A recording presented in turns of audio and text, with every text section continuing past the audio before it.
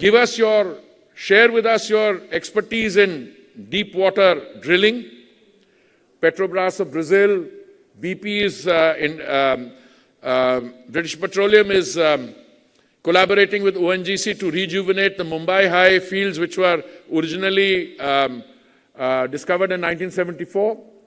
And the response has been very positive. And the government will step in to support the cost of drilling by about 50 to up to a 50% and a maximum of, I think, 650 crores per well. You might ask, why so much? You know how much the drilling of a deep water well costs? I want to go back to the example of Guyana, which is my favorite story these days. Madam, they dug 45 wells, each costing what, $100 million? They were giving up at the time of the 45th well. They said one more. They did 46. Then somebody said, let's do one more. And then when the 47th well came, they struck gold. Exploration and production requires heavy capital expenditure. It requires a human quality called patience and perseverance, and it requires financial support. Therefore, I can't find the words to express my admiration for what the Prime Minister has done. He has made it possible. Look, we don't have any problem in terms of resources. Look at what happened earlier. We have 3.5 million square kilometers of hydrocarbon, what we call the sedimentary basin. 1 million square kilometers was what is called no-go area. Why? Because some people in defense, Navy, Coast Guard, DRDO, they said, no, this is required for defense. We opened that up. Most of the bids which are coming there now are coming in that 1 million square kilometers. And when OALP rounds 10 and 11 come, there will be more so in that area. Then we set up a new law. This was in 2022, the opening of that 1 million square kilometers. Then we brought in a new law in February of 2025. And today we have backed it up with solid governmental support. I think it's only a matter of time, because and we've got hydrocarbon reserves. If you look at it from the Indonesia, covering Bangladesh, Myanmar, all the way into Andaman and Nicobar Island, wherever we dig a well, we find oil and gas. The only issue is you have to dig many more so that you find the most economically viable point at which, because it also costs a lot. You know, we have 2 rigs operating just now, we're getting a third one, and the ONGC chairman was telling me that hiring a rig costs $300,000 a day or thereabouts. There are not too many rigs available in the world. But this kind of effort and this kind of resource will bring the desired results, and I have no doubt about that. Then I want to conclude with one more.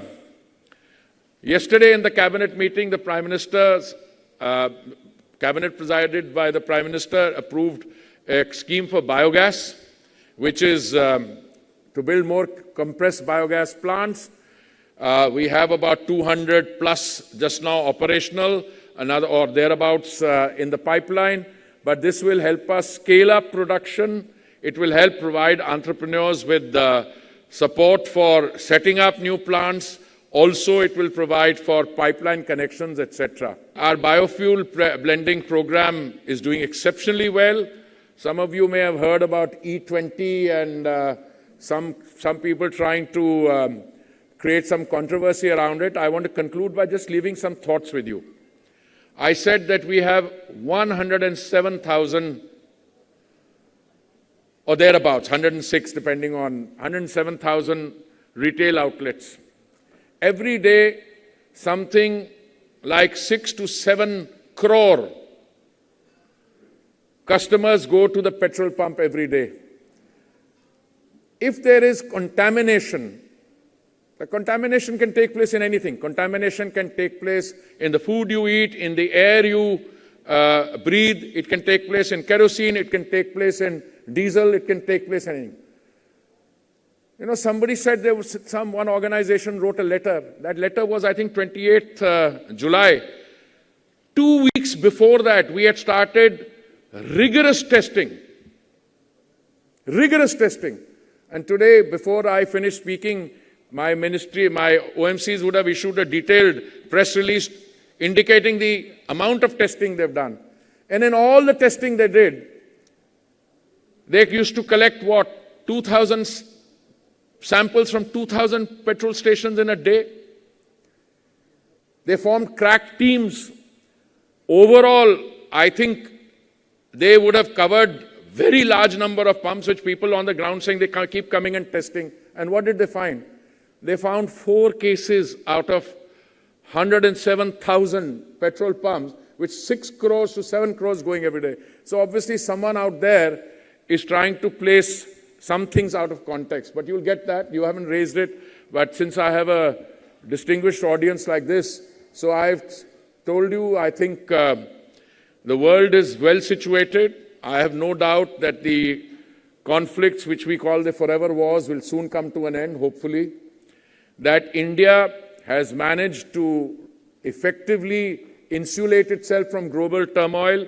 We have a happy situation in which prices, I want to conclude with that. Many of my friends in the press ask me, Daam kab kam honge? So I keep saying, bade hi nahi hai.